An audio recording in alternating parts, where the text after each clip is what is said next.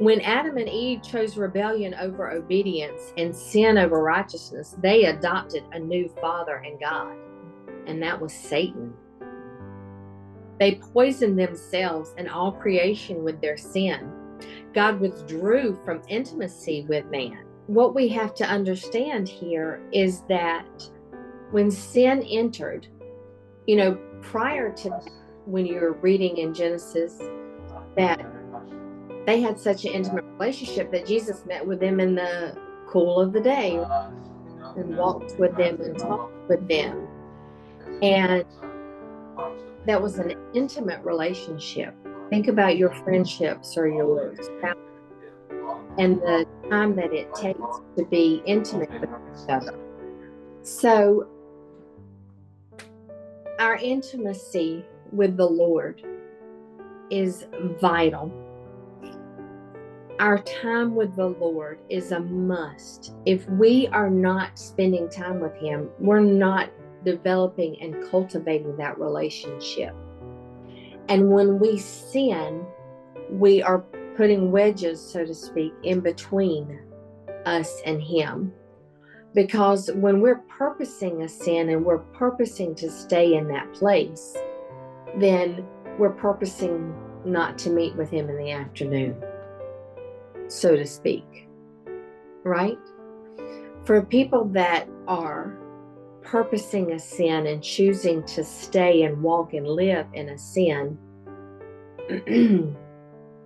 they may go to the Lord on other issues, but they avoid that issue, right? So that is lessening their intimacy. It's lessening their time with Him.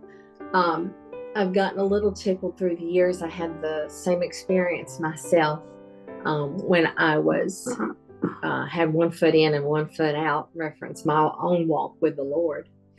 But I have had people say to me, I didn't want to be around you because I knew the Lord was going to tell you what I was doing.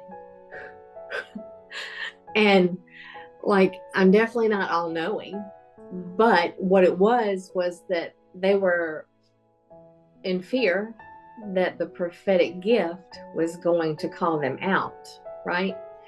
And sometimes God does that. And sometimes the prophetic gift just says, okay, intercede for them instead.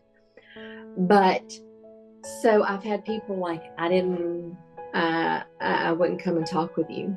The reason I didn't come the other day was because, you know what I mean? And so I'm not comparing myself to the Lord, so do not get confused. But because the lifestyle or that particular thing they were choosing, they were even robbing from the relationship that we have with each other, right? Because there's times you don't want to be around godly people if you know what you're doing ain't godly, right? True. That's what it is.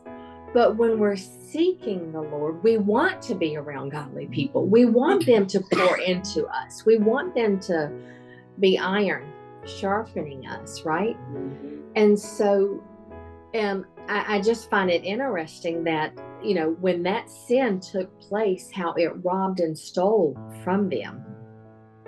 And it does that even now. Not only does sin rob from your relationship with the Lord now, it can rob you from your godly relationships that are around you, because we don't cultivate our relationships with each other in fear that you're going to call me out, right? Or that you may need to fix something about me.